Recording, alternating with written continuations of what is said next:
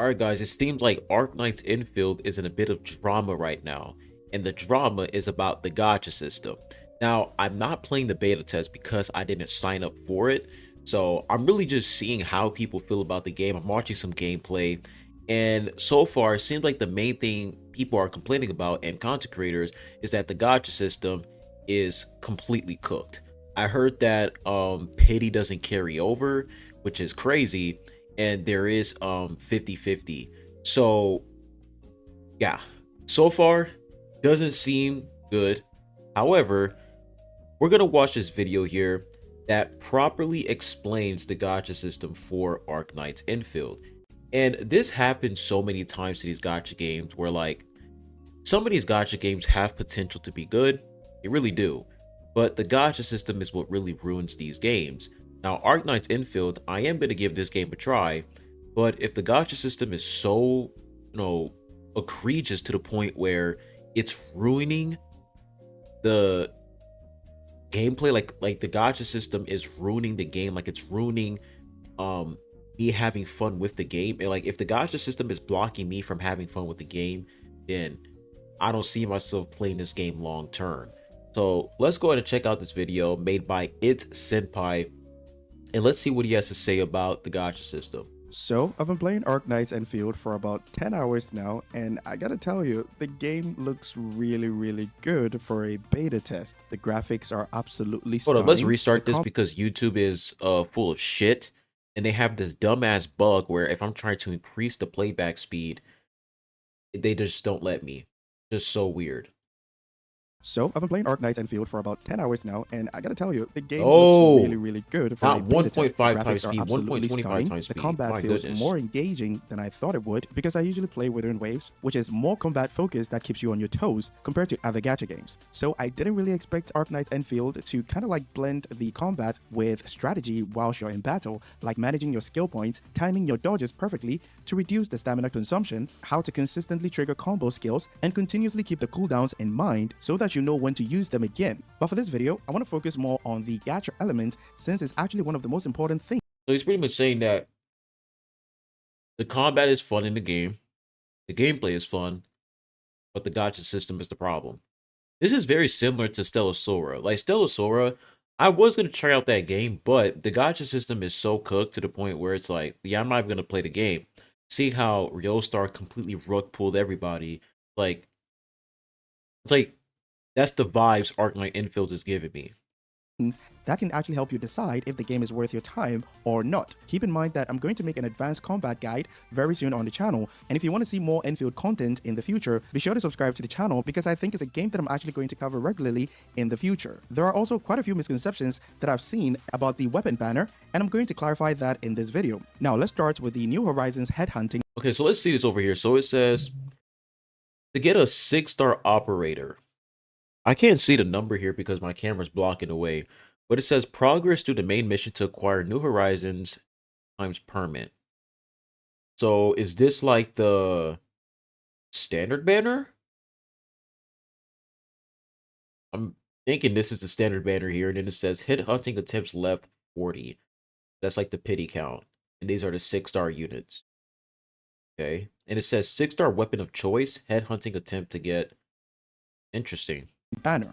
This banner is really straightforward. All you need to do is pull 40 times and you'll be guaranteed one of these 6-star characters. And in addition to that, you're Okay, that's good. guaranteed a free 6-star weapon. So this banner exists to kind of like help you get a really good 6-star character, mainly for progression. Now do keep in mind that on this banner, you can only use these permits right here, which are called the New Horizons HH permit to pull on this banner. And you So there's an exclusive like an exclusive currency for this banner, really similar to when you first get on Genshin. There's like a banner where you can get like a you guys remember that discount banner with Noel? I remember that, but unfortunately Genshin, they didn't have like a guaranteed 5-star banner, which was kind of stupid. But HSR, they did have that, but the pity was like 300, I think. Yeah, I think the pity was around like 300. You get like a guaranteed 5-star character of your choice once you reach 300 pity. basically get them for free by doing this event right here. Now, before we get into the limited time banners or the featured banners, we need to talk about basic headhunting. And keep in mind that basic headhunting is basically the same as the standard banner. So these are the characters that'll be on the standard. So it says 80 attempts to a 6-star operator and then 10 attempts to a 5-star or better operator. So 5 stars are equivalent to 4 stars in this game. And this is like the max pity, which is 80. Now that's what I'm assuming. Hopefully he didn't pull on the standard banner yet, but it seems like max pity is 80 for standard banner. Banner, and is the same as the New Horizons banner right here. For this banner, you can use basic HH permit, which you can also get from event. Now let's get into the featured banner or the limited time banner. As you can see here, and now there it is. So for the featured banner, 119 attempts to guarantee, and I heard it was 120. That's the pity, 120. But it says 79 attempts to a 6-star operator. So interesting. So you're not guaranteed to get the limited featured character, but you are guaranteed to get a 6-star character once you reach 80 pity. Very, very interesting. So there's a chance that you might get the character, or chance you might not get the unit. You might get another 6-star character once you reach 80. Okay. Levitain will be on the first featured banner, and it lasts for only 15. That's not bad. That's actually not that bad. It really depends on how many pulls they give you, like through events, story, exploration, etc. days. Now, the base drop rate for a 6-star character is 0.8%, and for 5 stars is 8%, and also for 4 stars is 91.2%. So you're basically guaranteed a 4-star even if you decide to do single pulls. Now, you can see here that there's an event called Scars of Forge, and basically this event is limited to Levitain, and it comes with a premium permit, as you can see right here, called the Firewalker's Trail permit that you can use to pull on Levitain's banner, and you can get them from bundles which you buy with actual money, and also bond quota.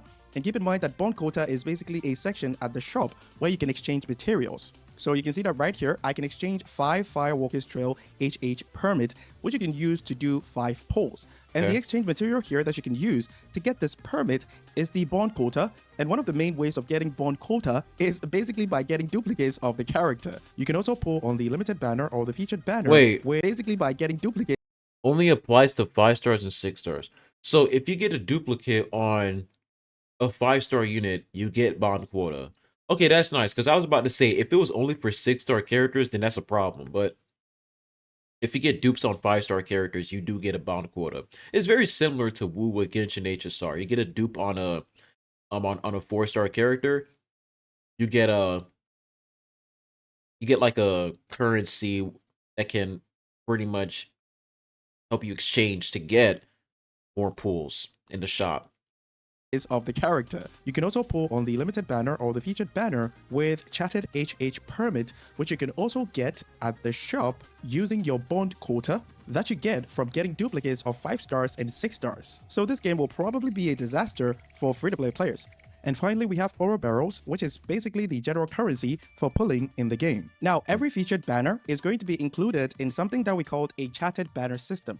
And a chatted banner system is basically a way for you to get more stronger 6-star characters that are featured on these chatted banner system if you do lose the 50-50. But keep in mind that you can actually lose the 50-50 to the characters on these standard banners as well. So for the first 15 days, Levitain is going to be the featured character on the first banner. And in the second banner, that is after 15 days, this character will be on the featured banner, but Levitain will be added into the pool of the 6-star characters that you can get if you lose the 50-50. The same applies to this one right here. She will be on the third banner, and this character and Levitain will be in the pool of characters that you can get if you lose the 50-50. Now let's get into the more important details. You're guaranteed a 6-star character if you do 80 pulls, and that's where your 50-50 comes in. So there's a 50% chance of getting the featured character on the banner, and there's a 50% chance for you to lose it to the characters that are on the chatted banner and also the characters on the standard banner. If you don't reach 80 pulls, it's going to carry over to the next chatted banner. Now, right here, it basically says that you're guaranteed a 5-star character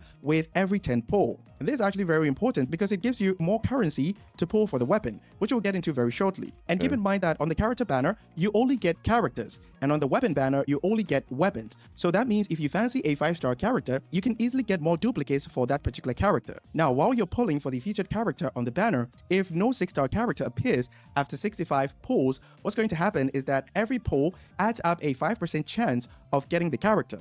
So this is more like a soft pity pity system, and it helps you determine quickly if you're going to lose the 50-50 or if you're going to win it. Now, if you lose the 50-50, the character on the featured banner, like Levitain for example, will be guaranteed at 120 pulls. And once you do lose the 50-50, if you don't get Levitain on this banner, your guarantee is not going to carry over to the next banner. And that's where the character banner system in this game. Yeah, now that part is the problem. So you're guaranteed to get the character at 120 pulls.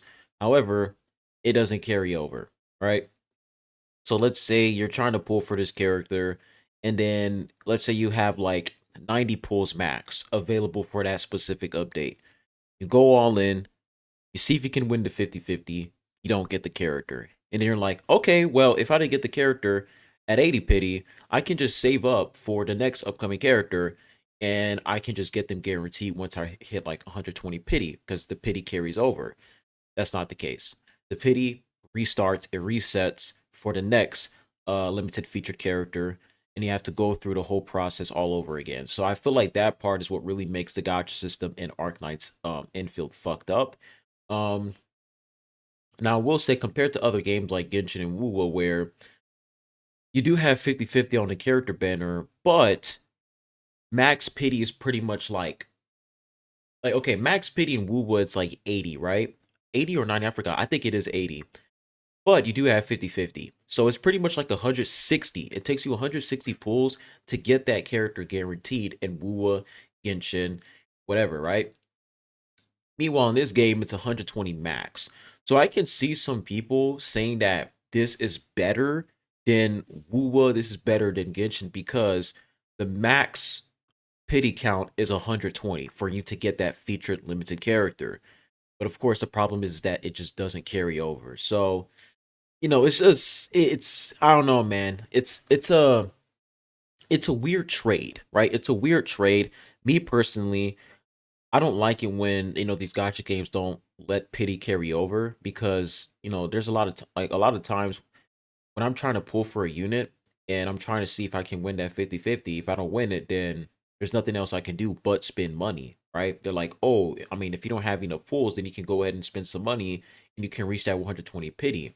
It's like a trap for free to play players, like pretty much trying to set a trap.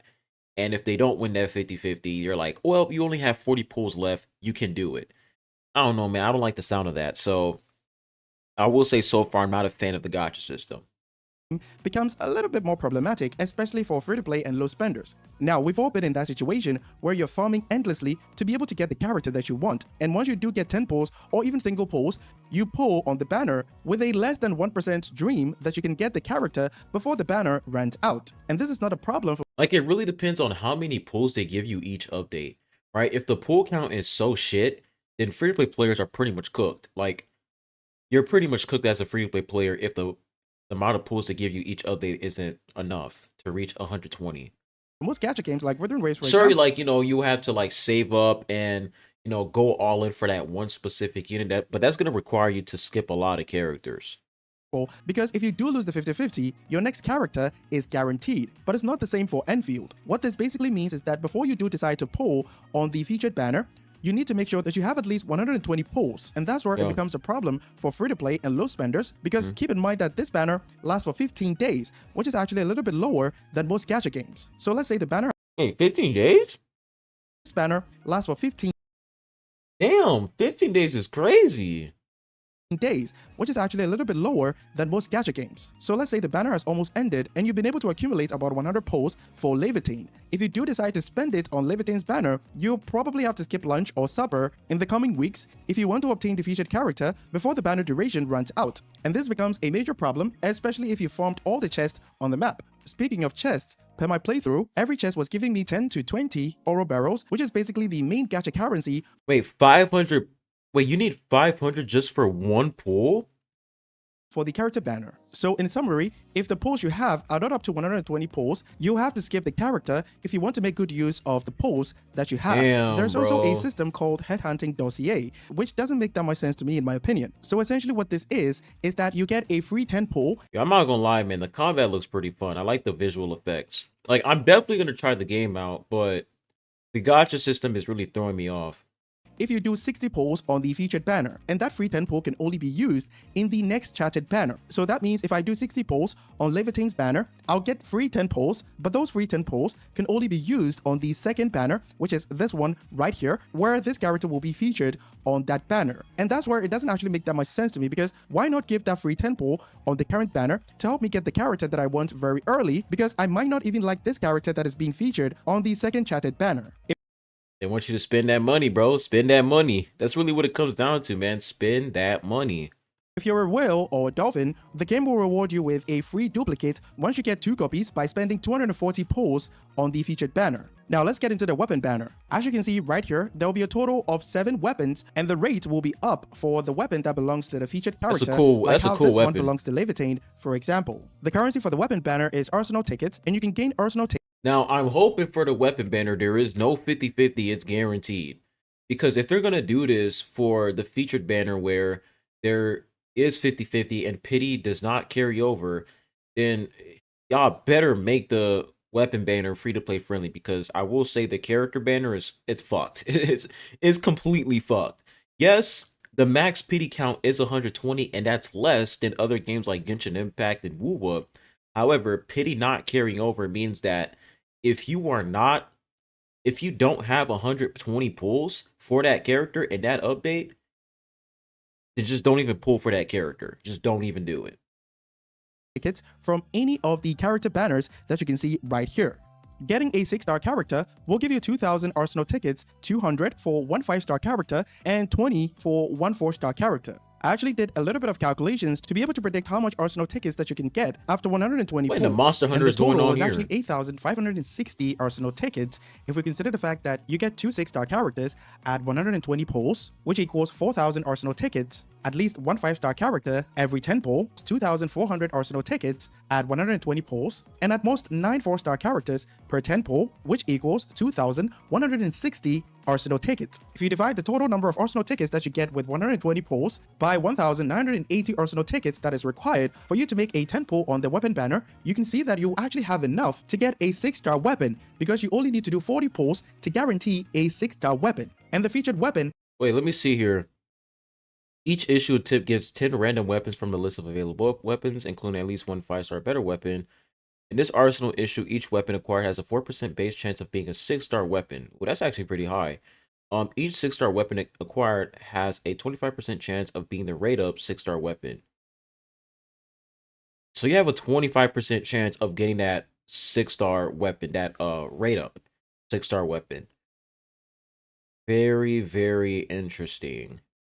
Has a 25% chance of dropping. Continuing to do 80 pulls will then guarantee you the featured 5-star weapon. And since you can get Arsenal tickets on all the character banners, there's a good chance that you actually have enough to get the weapon, depending on how often we get free currency to pull on the standard banner. So I don't want you guys to get the wrong idea that as long as you pull for the character, the featured weapon is guaranteed. However, you can spend around 2,480 Arsenal tickets to get 6-star weapons that refreshes weekly, as long as it has a good synergy with the character that you decide to pull for. In the first beta test, so you could pretty much purchase weapons directly from the shop. Like we come over here to the Arsenal Exchange, and they literally give you 6-star weapons. It really depends on if the weapon is actually good, bro. If the weapon is dog shit, then it's just whatever, bro.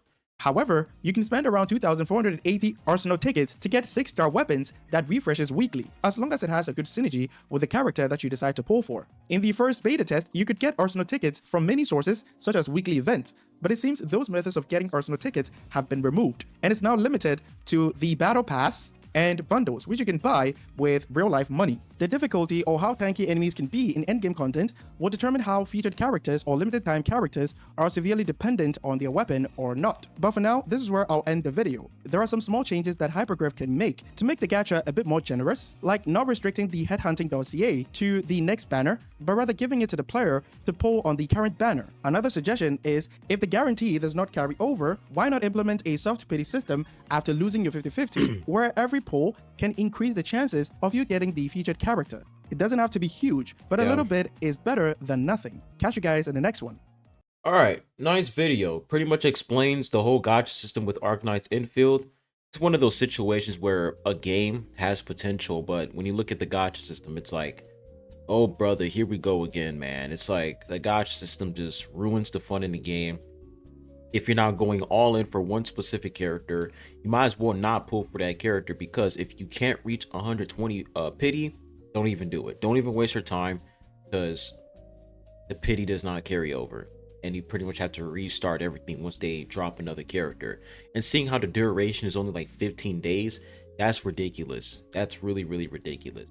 Like, it really comes down to the economy. It comes down to how many pulls they give you for exploration, in-game content, clearing missions, and etc. If it's a small amount, this shit is cooked, bro. So I'm gonna try the game out. I'm gonna see how it is. But if the gacha system is egregious, once they release the game, I don't know, bro. Let me know what you guys think in the comment section down below. And I'll be catching you guys on the next one. Adios.